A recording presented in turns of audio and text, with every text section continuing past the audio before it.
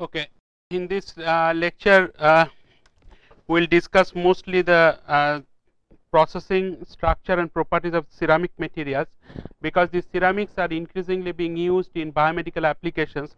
Therefore, an in-depth knowledge of the how the ceramics are processed to make different shaped components, or how the properties of ceramics are different from that of metals or polymers, that need to be understood clearly before their biomedical applications can be realized. So, several things that I will be discussing through a series of slides are as follows.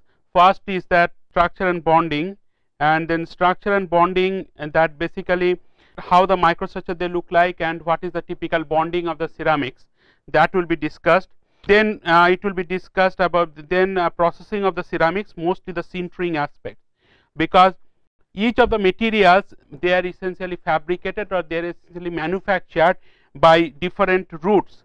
So, for ceramics, the sintering is the most commonly used processing routes, which are largely employed to make different shaped components. Then third one is the ceramic microstructure. So, how the sintered microstructure they look like, how the microstructure is different from that of other materials, that will be stressed upon. One of the major concern of the ceramics is brittleness, and for example, in some of the lectures it has been categorically mentioned, or it has been repeatedly mentioned, that hydroxyapatite, which has been widely regarded as an important bioceramic materials because of their good biocompatibility or bioactivity property, they suffer from extreme brittleness, because hydroxyapatite has a fracture toughness of less than 1 MPa square root meter, so which is around 0.6 MPa square root meter. So, why ceramics are brittle and how the brittleness can be overcome, or how different toughening mechanisms can be invoked in the ceramic materials, that will be discussed. And except the fracture toughness or the toughening behavior, the general mechanical properties of the ceramics like hardness and strength properties, how they are experimentally measured and what are the different formulas typically used to determine the mechanical properties, that also will be discussed. Now, typically ceramics are defined as a class of inorganic materials or inorganic solids which have covalent or ionic bonding and which are used at high temperature or processed at high temperature, either of the two. Either it can be processed at high temperature or it can be used at high temperature. In both the cases, you can call that class of materials as ceramic materials. Now, here in this view graph, you can see these particular ceramics, let us say X ceramic, has largely ionic bonding. Ionic bonding means like these are cations, positive cations, and these are negative anions. So, positive cations and negative anions, they are ionically bonded to each other, and thereby they form the ionic bonding.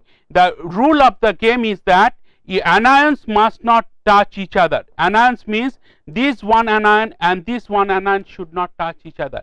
So, therefore, the size of the cation will be such that they will occupy the interspaces between the anions, thereby separating the anions at some physical distance, so that anions should not touch each other. So, you understand what I am saying. So, this is what is that important thing, that anions must not touch each other, and minimum energy anions and cations are as close as possible, so that highest coordination number is possible. Typically, anions are larger than that of the cations. The other bonding is this is called covalent bonding, and this is from basic school physics. You know that covalent bonding essentially formed by sharing of electrons in orbitals of size, and direction is governed by the quantum mechanics. So, this is a classical examples that has been shown here in case of the diamond, and diamonds here the bond angle is 104.28 degree. So, that is the stable diamond structure. Now, several ceramic materials like silicon carbide or silicon, they also have a diamond like structure. Now, coming to the ceramics, like this is something about the bonding of the ceramic, that is the ionic and covalent bonds. One point that I must mention at this point, that none of the ceramics which are used or which are known to the mankind, they do not have 100% covalent or 100% ionic bond. So, that is simply not possible. So, in other words, all the ceramics, they have a mixture of covalent and ionic bonding. So maybe they have 90% ionic bonds and 10% covalent bonds, or vice versa, 90% ionic bonds and 10% covalent bonds. So therefore, the point that you should bear in mind that all the ceramics, they have a mixture of ionic and covalent bonds, and no ceramic that is known to people they have a 100% ionic or 100% covalent bonds. Now coming to that, how the ceramics are typically processed, that is the sintering aspect. So what is meant by sintering? Sintering actually refers to the process of firing on consolidation of powders at T greater than 0.5 Tm. So that is the fundamental definition of ceramics, and at this temperature region T greater than 0.5 Tm, diffusion and mass transport leads to the formation of a dense body. So essentially, if you know the basic material science or basic metallurgy, the diffusion is a process which takes place typically at a temperature region greater than 0.5 Tm, and therefore diffusion and mass transport process takes place extensively in this process, which typically takes place at this high temperature, and that leads to a dense body. So what are the different classification of ceramics? One is the solid state sintering, one is the liquid phase sintering, third one is the viscous phase sintering. Now in this lecture we will be mostly concentrating on this solid state sintering and liquid phase sintering, not the viscous phase sintering.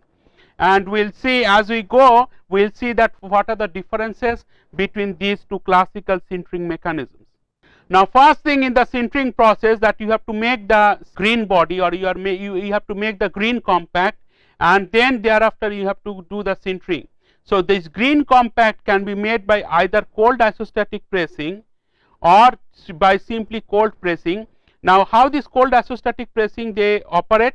So you have to put the powder inside in a balloon or a particular cavity, and then you have to immerse this powder body in a liquid, and this liquid can be either highly pressurized water or oil, and this liquid once it is put inside this liquid, then from the top you can apply the pressure, and this pressure can be as high as 300 MPa or little higher than 300 MPa. Now according to Pascal's law, when you apply pressure in a liquid medium, that pressure will be uniformly applied to the dense, to the solid which it is contained in the liquid. So from that basic fundamental principles of applying Pascal's law, what you can immediately realize, this powder material or powder based material, they will experience uniform pressure from all the sides. So therefore this powder body can be made a green body, and this green body we should not have much density gradients because it will have a uniform density throughout the green body. Other things that you have to note here in this slide, that first of all, if this powder need to be mixed with some binder or needs to be mixed with some second phase, then you have to use this planetary ball milling.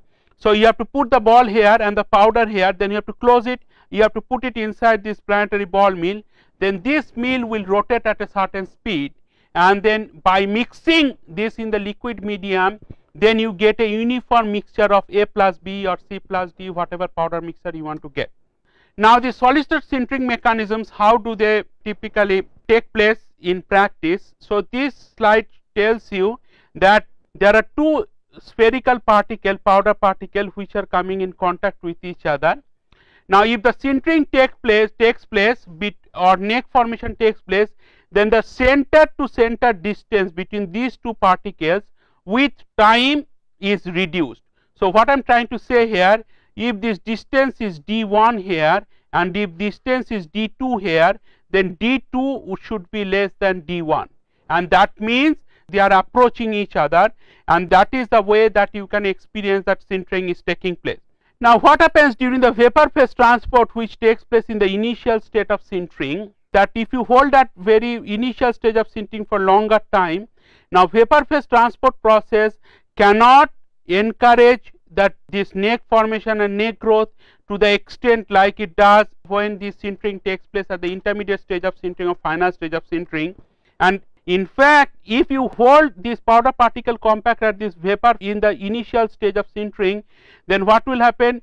Material transport takes place by the vapor phase, and therefore the grain coarsening will take place or particle coarsening will take place. In other words, this interparticle distance, if it is d3 and initially it is d2, So d3 is greater than d2 in this case.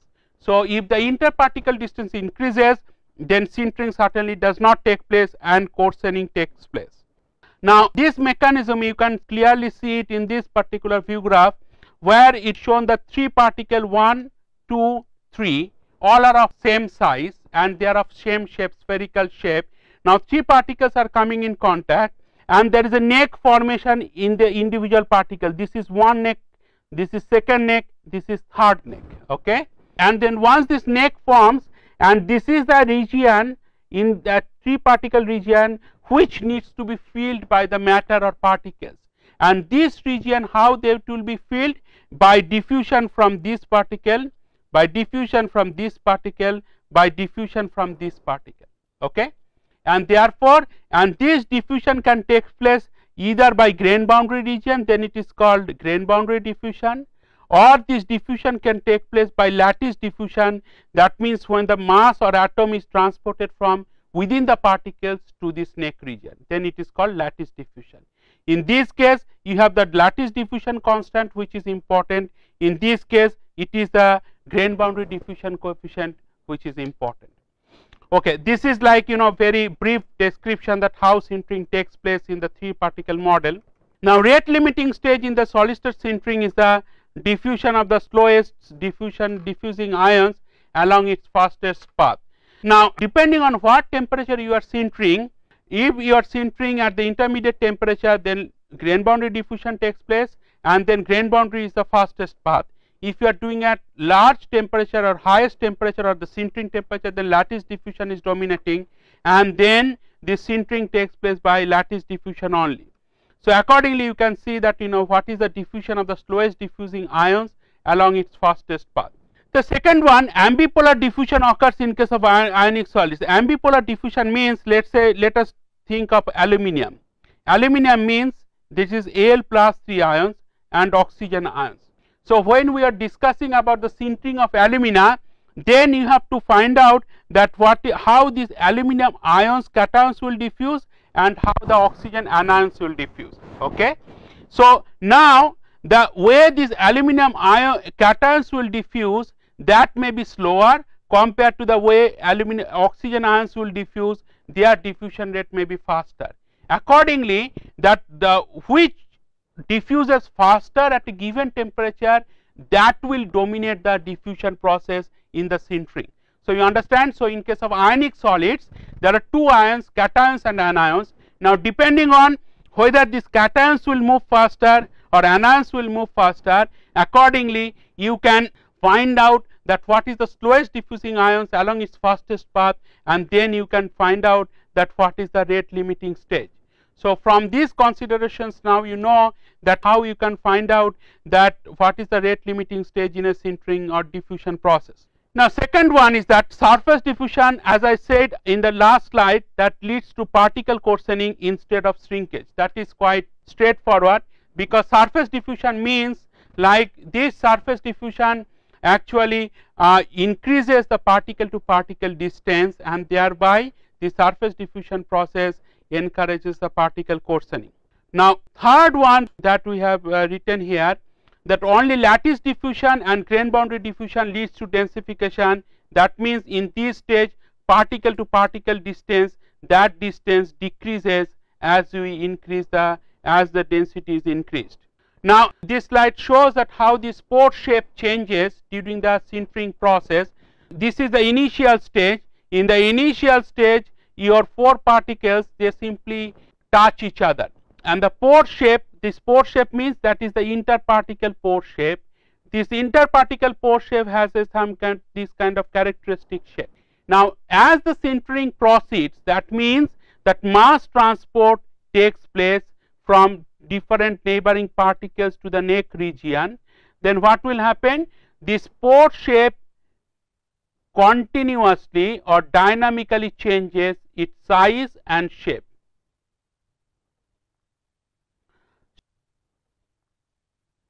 So important thing in sintering is that pores, they changes its size and shape dynamically during the process, and that is what takes place during the process of sintering. Now what happens in the final stage of sintering when most of the pores are closed pores, and this is the grain boundary region. Now grain boundary region, that is one pore that is attached to the grain boundary. So this is, let us say, pore number 1, this is pore number 2, and this is, let us say, pore number 3. Now this pore 2 and pore 3, they are detached from the grain boundary. So that means they are like farther away from the grain boundary, whereas pore 1 is completely attached to the grain boundary. And what exactly has been shown here, now depending on what is the mobility of the grain boundary and what is the mobility of the pore, this will determine whether the pore will be attached to the grain boundary or pore will be detached to the grain boundary. Now from the simple consideration of the lattice diffusion and grain boundary diffusion, from this particular situation you can immediately understand that which pores will be eliminated in the process and which pores will remain. Now you always know that your lattice diffusion coefficient is less than your grain boundary diffusion coefficient, right? Now this particular pore number 1, for that your grain boundary diffusion process is much more active, and if grain boundary diffusion is faster, that means removal of this pore number 1 is much more likely compared to pore number 2 and pore number 3, because these two pores, pore number 2 and pore number 3, for that your lattice diffusion has to take place, and lattice diffusion is always slower compared to your grain boundary diffusion. So from the simple considerations of the diffusional mass transport aspect, you can immediately understand that why the pores which are attached to the grain boundaries, those pores will be removed faster compared to the pores which are away from the grain boundaries. Second point from this slide, or second message from this slide, this is grain number 1, this is grain number 2, this is grain number 3, and this is grain number 4, and you have, this is one pore, this is second pore, this is third pore. So the way these pores are look like, pores appear here in this particular situation. So at the interface of the grain 1 and grain 2, this pore, at the interface of grain 1 and grain 3, this pore, at the interface of grain 2 and grain 4, this pore. So in each case, this triple pocket, these pores are formed, and this triple pocket is 1, 2, 4, this triple pocket is 1, 3, 4, and this triple pocket is 2, 3, 4. Okay. Now what will happen during the process of the sintering, since these grains are growing, these grains are growing, and these grains are growing, and the geometry of the grain boundary is such that the grain boundaries are much more mobile. So this grain boundary will move this way, this grain boundary will move this way, and this grain boundary will move this way. Then what will happen? 4 will collapse. So 4 will completely collapse during the process of sintering. And what will be the result? The result is that this is grain 1, this is grain 2, this is grain 3, and 3 pores now will come together, and there will be pore growth process that will take place. Okay. So what is the net result? That grain growth is also accompanied by the pore growth. Initially your pore size here, let's say if it is 2 micron, it is 2 micron, it is 2 micron, then at the end of the sintering process, this pore size would be much larger than 2 micron. That is number 1 point. Number 2 point is that initially if your grain size of 1, 2, 3 is 10 micron, that at the end of the grain growth process, your 1, 2, 3, both the grains will increase in size. So it will no more be 10 micron. So you understand the physics of the process, that during the sintering, your grain growth and pore growth both will occur simultaneously, and that is determined by the your geometry or geometrical curvature of the grain boundaries also. Okay. So this is like, you know, from the very basic sintering theory, how you can explain the fundamentals of the sintering process. Now based on all these considerations, people have plotted the grain size versus pore size, and this is the grain size here, and this is your pore size is plotted along x axis.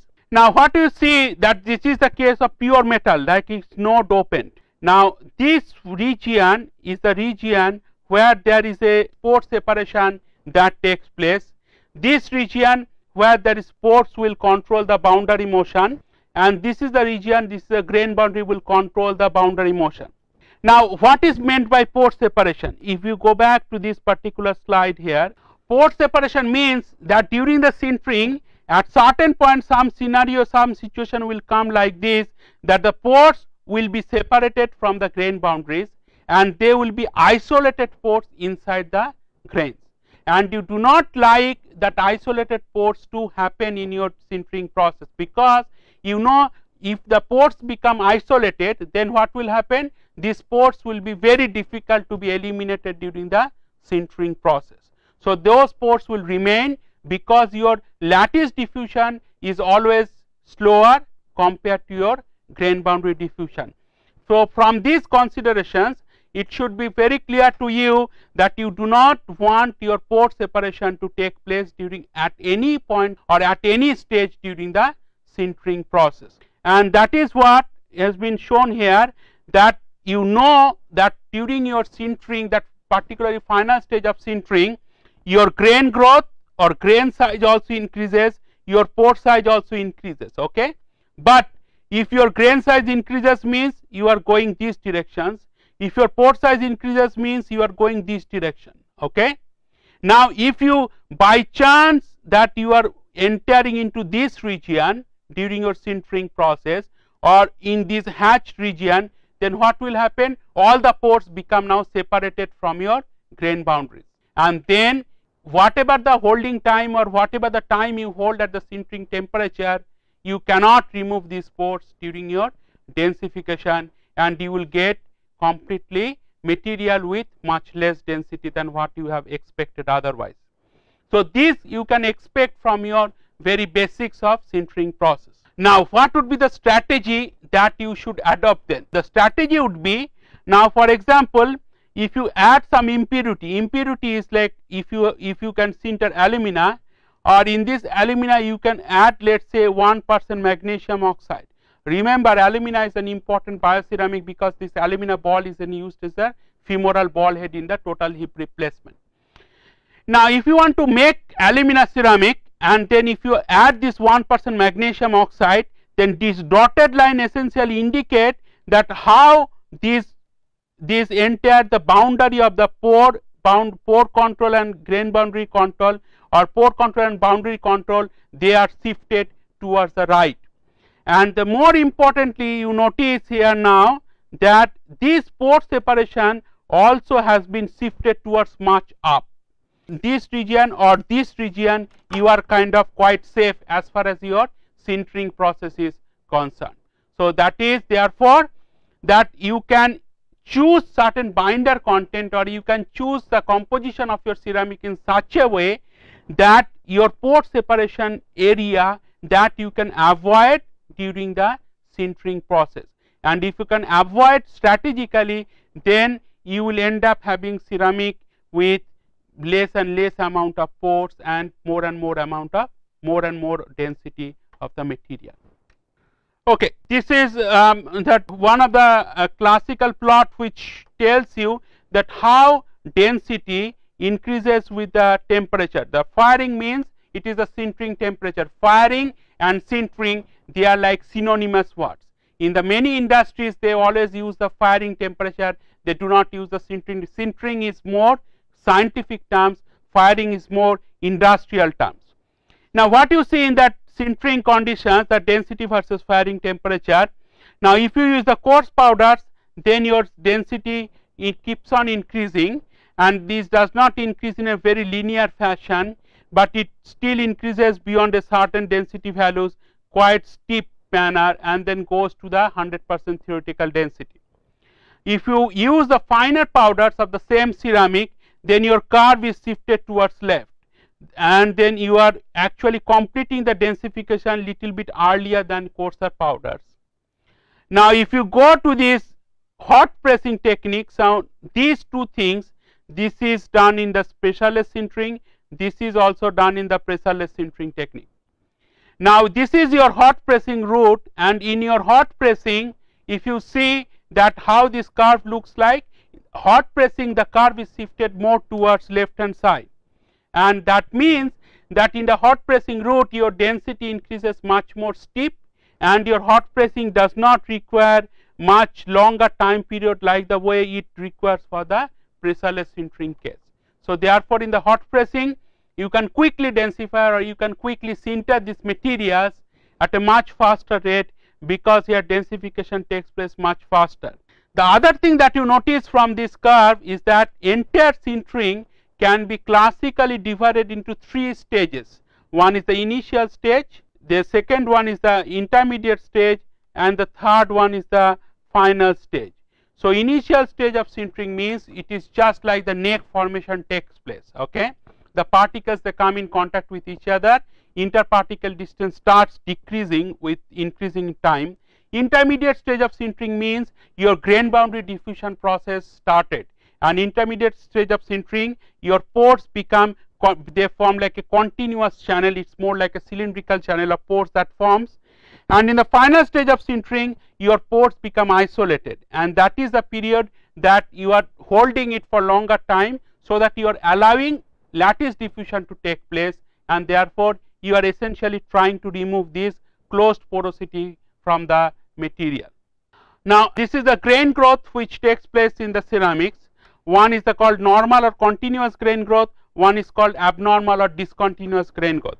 Now what is normal grain growth? Normal grain growth means, suppose your grain size distribution at any given time T1 is like this, your grain size distribution changes with at time T2, where T2 greater than T1, and then it is simply shifted along the x-axis to a new distribution value. What it means? That it means that your mean grain size increases with time, but the overall shape of the grain size distribution remains same. So it is called normal grain growth, right? Abnormal grain growth means initially your grain size is like this at time T1, at time T2 your grain size also is giving you 2 type of distribution, and that is called unimodal distribution to bimodal distribution. You have one mode here and you have one mode here. What it means? This means the average grain size not only increases with time, but also there are few number of grains which is much more coarser size that appears as you sinter it for longer time period. So that is the definition of the bimodal grain growth.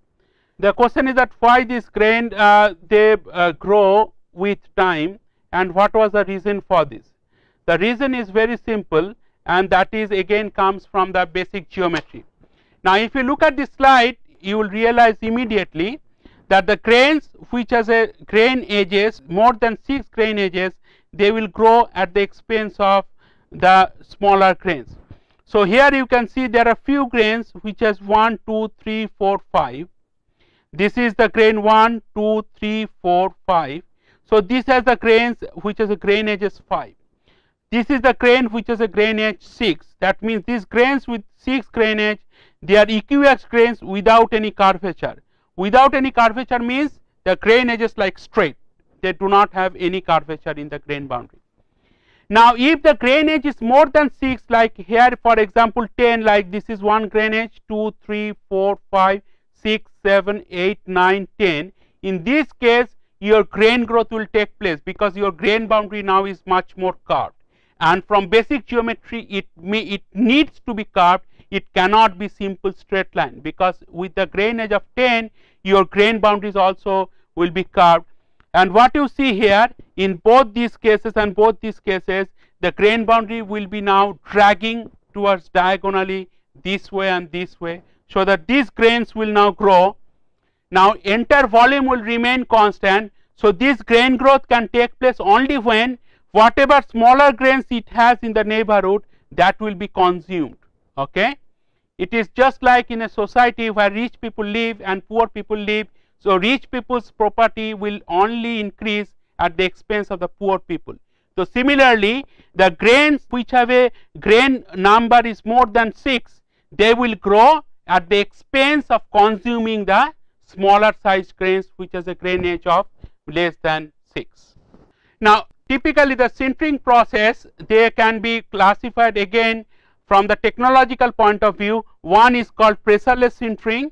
Pressureless sintering means you are sintering without any pressure, and another one is a hot pressing technique. Hot pressing means, as the name suggests, you press it when it is hot. And how this process takes place in practice, you have these ceramic powders here, which you fill this mold here, graphite mold, and in this, from this graphite mold, from the bottom and top, okay, you start pressurizing, and from this resistance heating here, you are actually also heating it from externally. So the ceramic powders will keep on experiencing more and more temperature, and you push the pressure when the ceramics is reaching at high temperature. As a result, what will happen? There will be shrinkage from both these directions, and this entire powder compact is contained in this graphite die punch assembly. So sidewards there is limitation or there is restriction, and the temperature in the hot pressing can go very high, as high as 1800 to 2000 degrees Celsius, and this is how the hot pressing takes place in practice. However, the basic thing in the hot pressing is that you can only make very simple shaped materials, not very complex shape. Now, what is the mechanism of hot pressing? Mechanism of hot pressing means you have this 4 particles model. So 4 particles, they are coming in contact with each other and they are touching each other, and then you are applying pressures from both the ends, okay, and this is your graphite die wall. So this way there is no expansion possible. That means there is a lateral constraint here, this constraint and that constraint, and then these particles, now they have the only way that this shrinkage can take place if this center to center distance keeps on decreasing, okay, and that means this particle boundary should become more and more flat, and that leads to the material which has a equiax type of grains. Equiax means that is n is equal to 6, as I have explained few slides back, okay. Now how these grains form, now you can understand that this edge must be, this is a part of this one particle, this edge must be part of the another particle, but due to the external pressure application and due to the fact that only longitudinal displacement is possible, not the transverse way, that this particle distance becomes more flat, and that is how this entire grain structure, they evolve more like a equiax type of grain morphology. Now coming to the liquid phase sintering. Liquid phase sintering means the way this sintering takes place in the presence of the liquid phase, and this liquid phase, the name suggests that you form some liquid during the sintering process, and then you, in the presence of the liquid, your shrinkage takes place. So again, here is grain number 1 and this is grain number 2, and this is your liquid phase here, this is your liquid phase there. So this is your liquid, okay. Now this liquid, in the presence of this liquid, it has some surface tension and surface energy. This is, let's say, gamma SL, this is also gamma SL. So this way it is gamma SL, this way is gamma SL, and this way it is gamma GB, okay. And if you know this angle theta, the entire angle theta, then this half of the angle would be theta by 2. So from the basic physics, then you can find out that gamma GB should be equal to 2 gamma SL cos theta by 2, okay. That comes from your basic equilibrium, and from that you can find out theta value if you know the gamma GB and gamma SL value, right. Now similarly, there is also another angle here, and here again you have gamma SV, that is solid vapor interface, you have gamma LV, that is liquid vapor interface, and this is your gamma SL, that is solid liquid interface.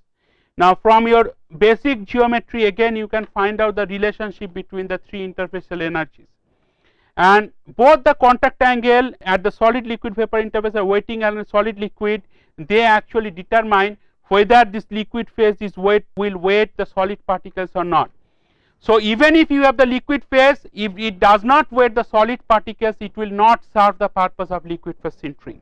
Only in places when it will wet. Wet means this liquid phase has to flow in between this grain boundary region, and once it flows, then this has to dissolve in this liquid phase, this has to dissolve in this liquid phase, and thereby the diffusional mass transport process will take place faster, and accordingly you can get more and more diffusional mass transport and faster diffusion, and that will actually increase that shrinkage.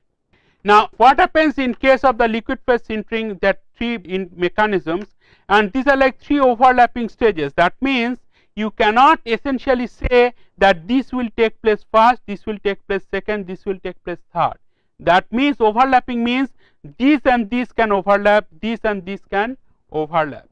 The first stage is that rearrangement of the particles. So this is your liquid, entire stage is liquid, that liquid has formed. Now in the powder compact you have some smaller particles and you have some bigger particles also. Now what will happen? The smaller particles will dissolve here in this liquid phase and then they will go and reprecipitate on the coarser solid particles, and then as a result these coarser particles will actually increase in size. So that means there will be grain growth of these coarser particles at the expense of the smaller particles. That is what exactly happens during the grain growth of the solid state sintered particles. If you go back, here also I have shown you that coarser particles will grow at the expense of the smaller particles. Here also in the liquid phase sintered materials I am showing you again that you have these coarser particles and you have these smaller particles, and the smaller particles will dissolve in the liquid phase and then thereby they will reprecipitate on the solid particle surface, and the solid particle now will grow and this grain growth will take place at the expense of the finer particles. So liquid phase sintering essentially takes place by three overlapping stages. The first one is the rearrangement of particles. Rearrangement of particles means that once the liquid phase forms at the interparticle regions, then all the smaller particles and coarser particles they rearrange themselves. So that means they can float and they can rearrange themselves, and that occurs within around 10 minutes of the formation of low viscosity sintering liquid. Remember that sintering liquid, what it forms at the interparticle region, it should have a low viscosity. If it is a high viscosity or if it is a very highly viscous liquid, then what will happen? The diffusion process will be much sluggish. You just think, you think of water and you think of some polymeric gel or something. Now in the water anything can diffuse faster because it is a low viscosity liquid, but in a polymeric gel which is a very thick and viscous, then that mass transport or diffusion or mass transport will be much more sluggish. So one of the thing in the liquid phase sintering, that your sintering liquid must have a low viscosity, okay? Otherwise this diffusion and mass transport, that entire purpose of having the sintering liquid will not be fulfilled or will not be served. Now that is driven by the attractive capillary pressure formed due to the lower contact angle, that is less than 60 degree. This lower contact angle means we are talking about this angle or this angle which is less than 60 degree. So there is some requirement of the geometric angle, and this geometric angle that takes place solid, liquid, vapor, that is less than 60 degree. Now what happens to this contact angle, that is at the solid and liquid? Now if you go back to the slide, it says that the solid liquid interface angle should be less than 50 degree. So roughly in both these angles should be around less than 60 degree. So this one specifically around less than 60 degree, this one less than 50 degree. And if this angle or this geometric criteria is fulfilled, then that essentially this combination of parameters will influence the liquid phase sintering to take place more effectively. The third one is that once this liquid phase becomes very smaller in volume fraction, then solid state sintering and microstructural coarsening occurs, and that typically takes place at the last stage of sintering. Now this is an example of the liquid phase sintered materials, although it is not a bioceramic zinc oxide, but it is a varistor applications, but zinc oxide also can be added as a second phase in this hydroxyapatite to improve the antimicrobial property. This is grain 1, this is grain 2, this is grain 3. In this grain 1 to grain 2, grain 3, these triple pockets, this is the phase where liquid phase is formed, and after sintering this liquid phase actually remained there as a residue, and that is the evidence that liquid phase sintering has taken place and lead to the densification of the zinc oxide material. Okay. Now this is like some other examples of the ceramics, basically structural ceramics. Now what you see here, that liquid phase which is formed in the TiB2 and molybdenite. So this is the triple pocket where the liquid phase forms, and this liquid phase has completely different composition compared to these two TiB2 and molybdenite phase. Another examples of the liquid phase in the silicon nitride or another ceramic materials, where you can see this liquid phase has formed at the triple pocket, that is the glass phase. This is one liquid phase, this is another liquid phase. In this transmission electron microscope pictures, you can clearly see that there are several places the liquid phase that has formed, okay, and this leads to the good liquid phase sintering property of these silicon nitride based materials. Now this is like very high resolution TEM, that is high resolution transmission electron micrograph, and what you see that this is part of grain 1, this is part of grain 2. In the grain 1, your atoms are aligned in this particular region. In grain 2, your atoms are aligned in this particular region, okay. So therefore there is an orientation difference, and this is the region where is disordered region, and in this disordered region your liquid phase has formed, and this is the amorphous or glassy phase has formed because you don't see any crystallinity in this phase, and that is again the evidence that liquid phase sintered materials that formed over a very narrow range 1 to 3 nanometer thickness. Now I will give you some examples from the bioceramic materials. Now how these solid state sintered and liquid phase sintered materials they look like, or how do their microstructure they look like in these bioceramic materials. Now it is the examples from pure hydroxyapatite. Now pure hydroxyapatite they have very good biocompatibility property. If you sinter them at 1000 degrees Celsius to 1400 degrees Celsius, what you see that grain size they increase at 1200 degrees Celsius, it further increases to 1300 degrees Celsius, and also it further increases to 1400 degrees Celsius. At 1400 you can see really fairly coarse grain structure in the materials, and this coarse grain structure essentially indicates that you have large number of coarse grains and very few number of fine grains.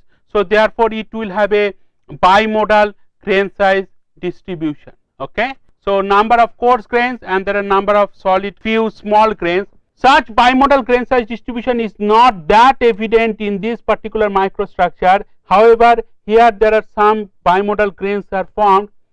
Interesting things that you observe here, that in this bimodal, these coarse grains they have some kind of porosity, and which are really coarse pores which are present inside the grains. So this actually shows that although it is more than 99% theoretical density, there are still some pores which are left to be sintered or tend to be closed. One of the material that has been recently attracted attention is the BCP. BCP is the biphasic calcium phosphate materials, and biphasic calcium phosphate means it has a mixture of tricalcium phosphate as well as the hydroxyapatite. And tricalcium phosphate and hydroxyapatite, this mixture when they sintered, after the sintering, what you can see, it leads to a very coarse porosity. Now if you look at the microstructure, this is 100 micron, so there may be a 300 micron, or this may be a 200 micron pores. These are commonly observed in this biphasic calcium phosphate materials. Also it has a microporosity in this biphasic calcium phosphate ceramics which are sintered at 1050 degrees Celsius, and this microporous materials, it is a consequence of temperature and duration of sintering. So higher the temperature, lower is the microporosity. That is very evident from your basics of sintering.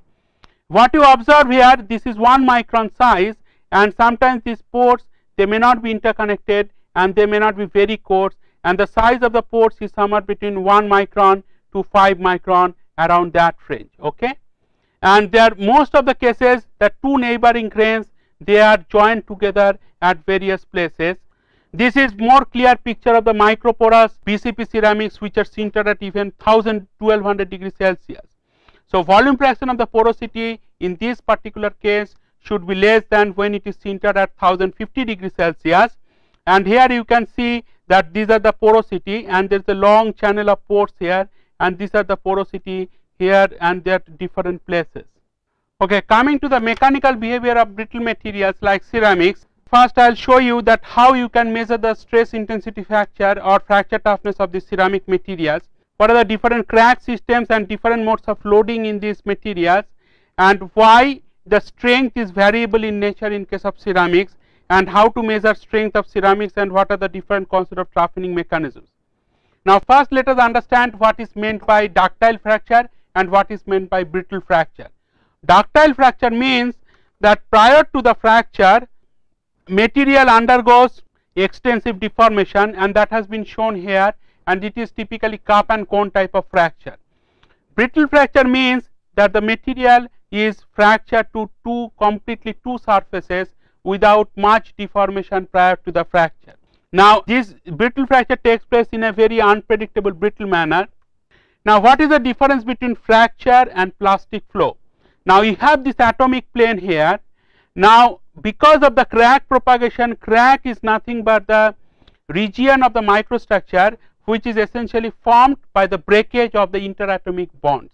So this is the interatomic bonds here, this is the interatomic bonds here, and in both the cases interatomic bonds are broken.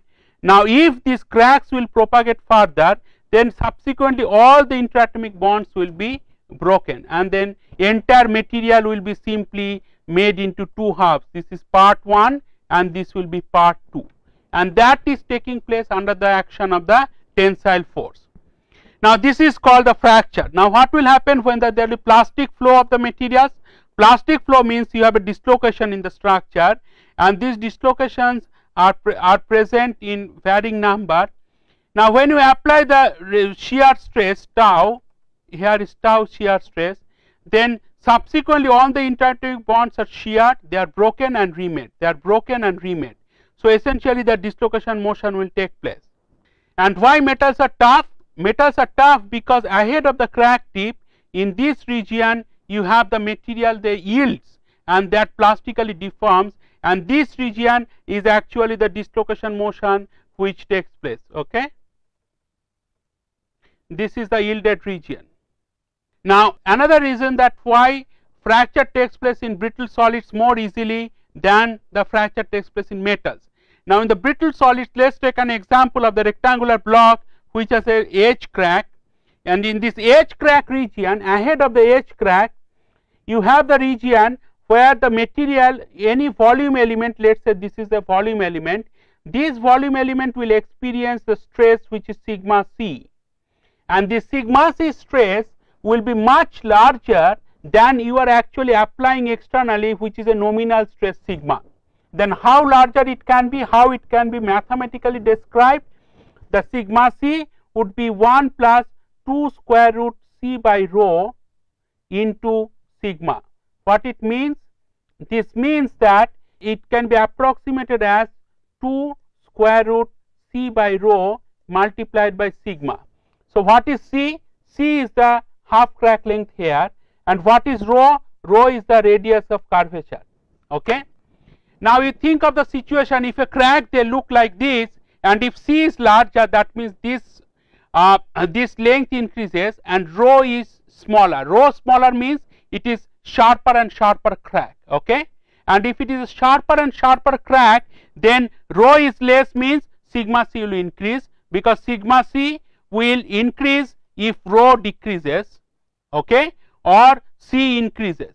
Okay, so as I am showing you the example, that if you consider this is a crack face, now if crack length increases, that means c increases. C increases means sigma c will increase, and if cracks become sharper, that means radius of curvature also decreases, and also then the sigma c will increase. So essentially what you see here, that within so you don't need to change the external stress at a given stress when sigma is constant. By changing the length of the crack or by reducing the radius of curvature of the crack, you can experience more amount of stress at this particular localized area.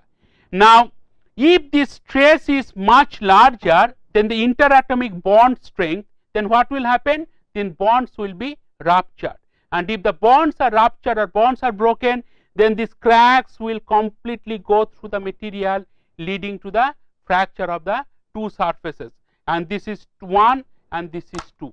So that is how this brittle fracture that takes place in the materials like ceramics. Now the question is, this kind of things also happens in metals, that why metals they do not fracture so easily like ceramics. Answer is that at this growing crack tip area there is dislocation motion, and that dislocation motion leads to the yielding of the material. Yielding means that means material will be plastically deforming, but in ceramic that plastic deformation is not possible, and as a result ceramics can be easily fractured into two pieces by simply the crack propagation. Now from these examples, previous examples, it must be clear to you, it is not the external stress alone which will be responsible solely for the fracture of the material. It is the external stress coupled with the crack length, both will contribute to the fracture of the ceramic materials. Therefore, a parameter which is known as K1C, that is the critical stress intensity factor under mode 1 loading, has been defined, and this definition is as follows: K1C is equal to Y sigma F square root pi A. And what is A? A is the half crack length. If the cracks are present within the volume of the material or inside the material, then A is the half crack length. Now, if the cracks which are present at the surface, then it is called, then you have to take the full value of the crack. So, for surface crack, the A is the full crack length. If it is the within the volume of the material, then A is the half of the total crack length.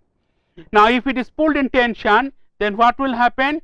K1C actually increases, and this K1C is a material property. So, once this K1C is fixed, that means it is like that.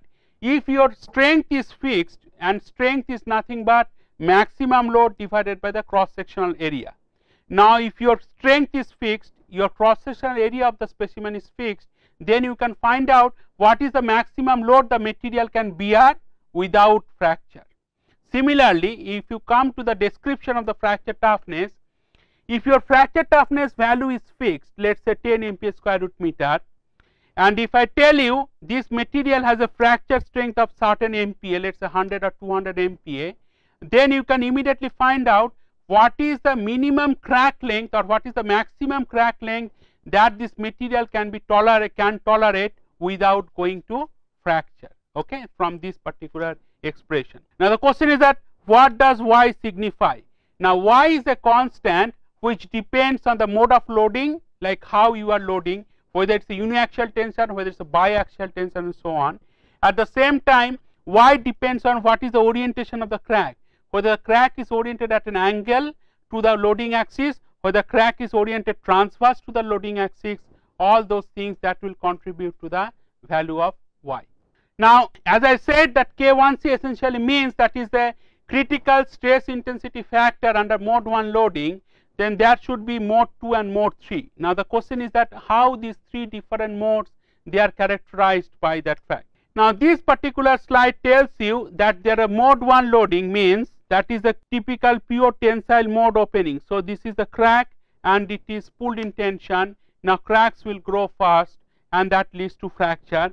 Mode 2 loading means it is a shear type of loading. Mode 3 loading means it is a tearing type of loading. Okay. So, mode 1, mode 2, mode 3, most dangerous mode is mode 1. Therefore, K1 is greater than K2 greater than K3. What I am saying is that stress intensity factor under mode 1 is always greater than mode 2 stress intensity factor or mode 3 stress intensity factor.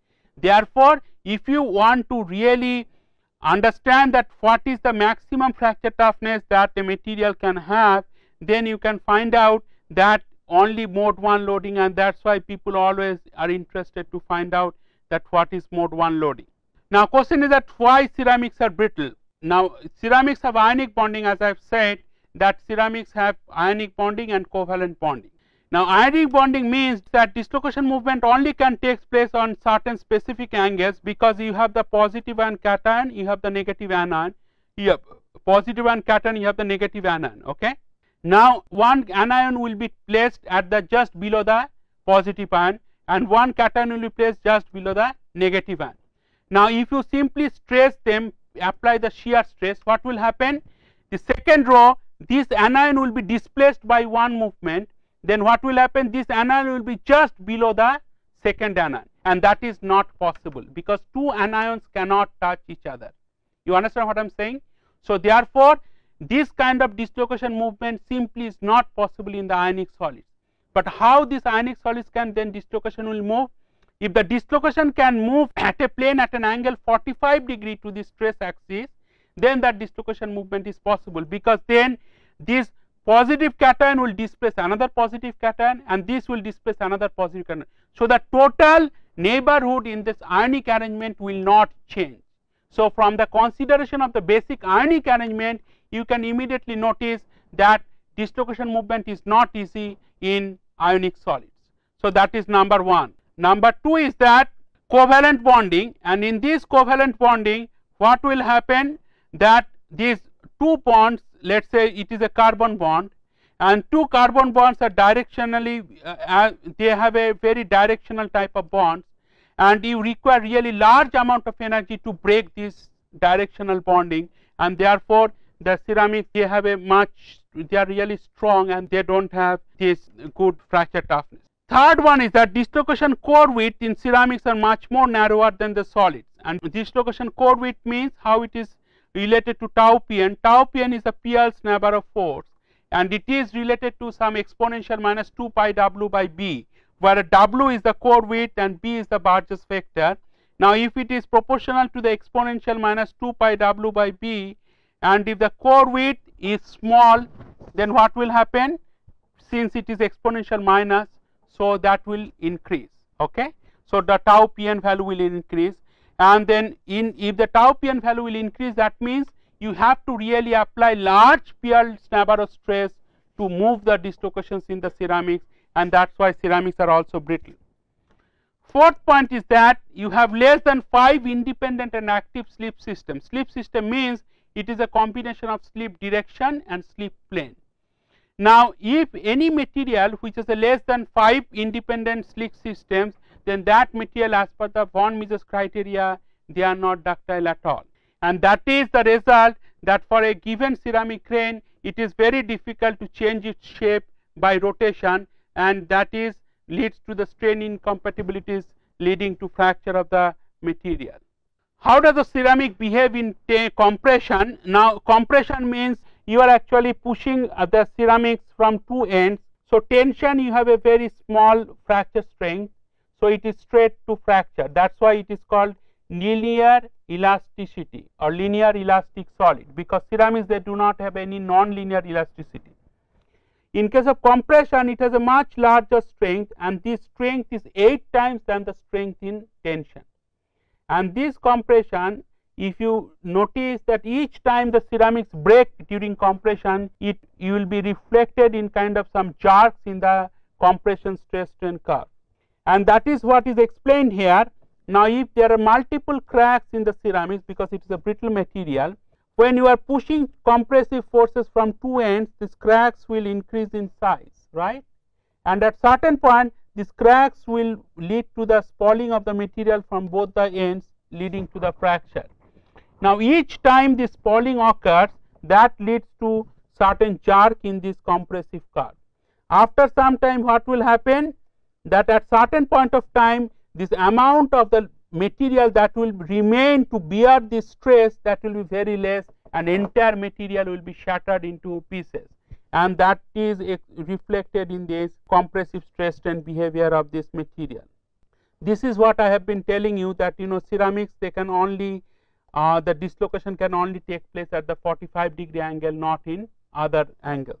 And this shows that covalent bonding, in case of covalent bonding, if you have a dislocations, now each time the dislocation has to move on the application of the shear stress, these bonds has to be broken and they has to be remade.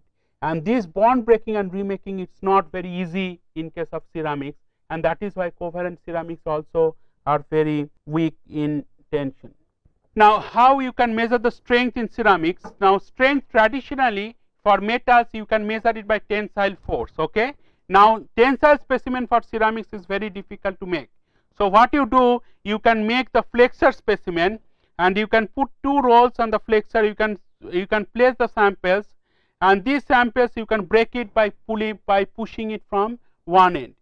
And when you make this tension sample, you put it on the 2 support rolls. From the top roll you can place a force P, and according to the equilibrium of forces, these 2 support rolls will carry the load P by 2, P by 2.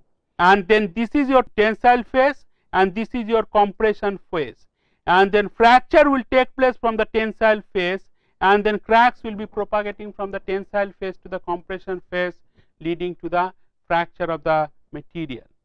Now that how this 3-point flexural strength that can be measured. Now 3-point flexural strength, that is measured by 3 times multiplied by force multiplied by span length, and these are the two B and D are the width and the thickness directions. So essentially what you mean by that this roll is that this distance between two support roll is called span length, that is L. You put a top roll and you put a force it by P. Now this length is your L by 2 and this length also is your L by 2. Okay. So the top roll is placed exactly at the center of the span length, and then your other things is that this is your height H, and you have the other dimension, right, in this rectangular cross section sample. So that dimension is your B. So you have the width, you have the height, you have the span length, everything has been there in this strength value. So you measure that what is the load at which the fracture takes place, and then you know the geometry of the sample. From that you can calculate immediately what is the flexural strength. Flexure means bending. So this strength essentially measures that what is the maximum strength that a ceramic can carry, what is the maximum stress ceramic can carry without failure under bending. And bending is one of the mechanisms for the bone fracture also. So whenever you put the ceramic material, it is important that you determine that what is the strength in bending. Now I have spent quite some time on describing the sintering mechanisms and trying to tell you that why porosity needs to be removed by adopting a particular sintering mechanism. Now the reason why the porosity removal is important, you can realize now from these particular two graphs, that is how the strength, flexural strength, will decrease with increasing the porosity. So as you increase the porosity in these directions, your flexural strength also goes down systematically. Similarly, your modulus of elasticity also goes down systematically as you increase the porosity. So if you have a porous ceramic, that will have a much lower elastic modulus, much lower strength value. That is the reason you remember cortical bone and cancellous bone. Cortical bone is a much more compact shape, less porosity, so it has a much better strength, much better elastic modulus. Cancellous bone is a much porous material, much spongy bone, so that's why you have a poor elastic modulus and poor strength values. Okay. So for a given ceramic material, whenever you are talking about macroporous ceramic, microporous ceramic, the thing that you need to bear in mind that in this kind of porous ceramics, your strength and elastic modulus will be very low. Okay. So I think I'll stop here. In the next class, I'll teach more about the ceramics mechanical properties.